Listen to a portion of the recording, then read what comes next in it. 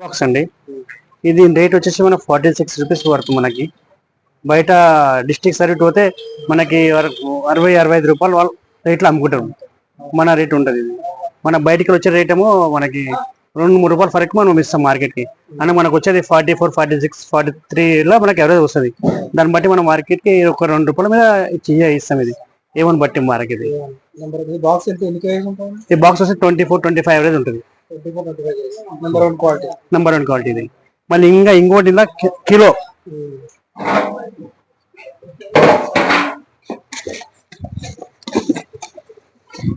ఇది kilo box. ఈ kilo box వచ్చేసి 18 పీసులు ఉంటాయి. అంటే 32 కిలోలు ఉంటాయి.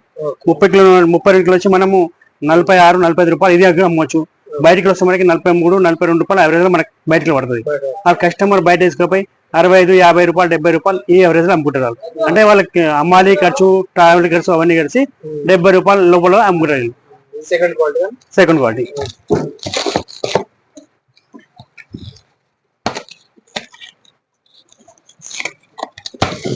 ఇలా ఇంకోటి అర్ధ కిలో. ఇది హాఫ్ కిలో బాక్స్.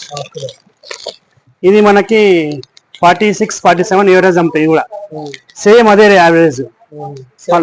సేమ్ డిట్ మొత్తం తేడా ఫరక్ ఉంటుంది. అంటే దీని క్వాంటిటీ అంటే వాళ్ళు చేసే తయారా ఒక కస్టమర్ కి కొద్ది వెయిట్ పడుతుంది అని చెప్పి ఒక ఆటన ఫరక్ ఉంటుంది. ఇట్లా రూపాయి ఫరక్ ఉంటుంది. రాజు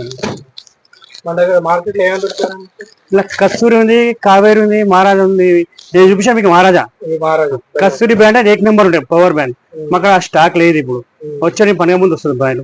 ఇంకోటి 10 kg ముద్ద వస్తుంది, 10 కిలో ముద్ద. ఇట్లా ఉంటుంది సేమ్.